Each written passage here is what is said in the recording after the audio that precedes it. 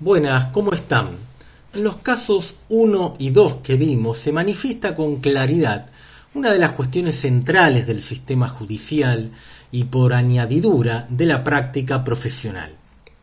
Me refiero al problema de la admisión de los diferentes grupos sociales por parte del sistema judicial o de las dificultades para, mejor dicho, una adecuada admisión de acuerdo al principio de igualdad. Entendemos por adecuada aquella admisión que sea respetuosa del principio de igualdad. Y esta, la igualdad, como la igualdad en la eficacia de los derechos consagrados para todas las personas. Somos todos iguales, pero algunos más iguales que otros. Y esto es verdad especialmente para el sistema judicial, que es el lugar donde se pone a prueba la eficacia de los derechos. El problema es: ¿cómo admite el sistema judicial a las personas provenientes de los sectores más bajos de la sociedad? Los de abajo, como generalmente son reconocidos. A los migrantes de países limítrofes, en especial a las personas privadas de la libertad que están en las cárceles, a los que son de las culturas indígenas, campesinas, o incluso a quienes tengan o no alguna de estas características, sean la parte más débil o discriminada de la relación social, como en el caso de la discriminación por razones de género o de edad, sea por niñez o adultez, ¿no? En definitiva, cuando hablamos de los sectores más bajos, hablamos de los sectores de menores recursos, de los pobres, ¿no? De los de abajo. Ahora, bien visto, aquello que aparecía como una enunciación de minorías diferentes, se trata, en verdad, de las mayorías de nuestro país. Veamos un poco esto. Como es sabido, en nuestro país el objeto histórico de la discriminación han sido justamente las mayorías populares.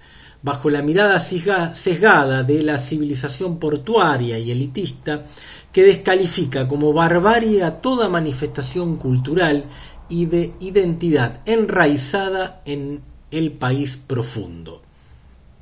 Las mayorías de nuestro pueblo están compuestas de diferentes vertientes que le han configurado a lo largo de la historia, que han configurado nuestra identidad. Las masas criollas e indígenas provenientes de las provincias, descalificadas inicialmente como chusmas o descamisadas según la expresión del mitrismo a fin del siglo XIX. También por las masas migratorias de la Europa profunda y en crisis, a fines del siglo XIX y principio del siglo XX, especialmente las más importantes provenientes de Italia y de España. Estas tampoco entraban en aquella dicotomía de civilización o barbarie. En los años 1940 irrumpieron en Buenos Aires, centro gravitacional en todo sentido de nuestro país, a raíz de la industrialización que transformó la economía nacional, las masas del interior, quienes recibieron el mote de cabecitas negras. Hay que prestar especial atención a esto. Un historiador, Fermín Chávez, explicaba cómo esa idea de civilización quedó asentada en la mente de las clases cultas, convirtiéndose en una forma sectaria de ver la realidad de nuestro país, por la cual se acuña entonces una fórmula que quiere ser o pretende ser una disyuntiva: civilización o barbarie. Este falso dilema es la clave de tensión de nuestra cultura aún no superado.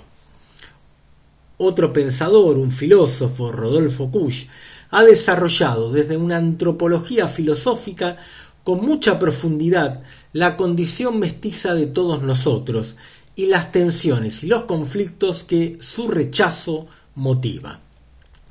Como vemos, el problema judicial se liga con problemas de honda resonancia de nuestro país. Todo esto informa al sistema judicial. El sistema judicial no ha sido ajeno a esto, al contrario.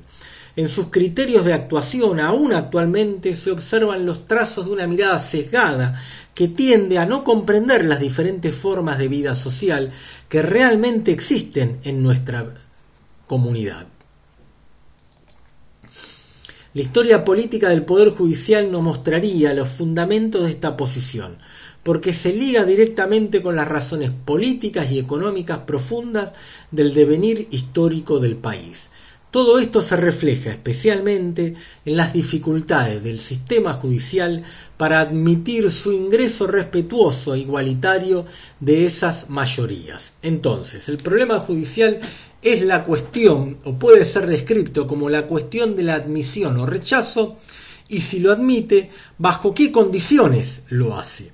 Esas condiciones suelen verificarse como prácticas y criterios de actuación diferenciados, aunque siempre se dan en nombre del derecho y entonces estén más o menos veladas. De ahí que en verdad en el desarrollo de la práctica profesional lo más común es encontrarse con estas dificultades, que denominamos, para darle algún nombre específico, como obstáculos en el acceso a la justicia. De modo que la mayoría de los usuarios del sistema judicial entonces se encuentran con estas dificultades para un acceso adecuado al mismo. No es un problema de minorías entonces, es un problema de las mayorías populares.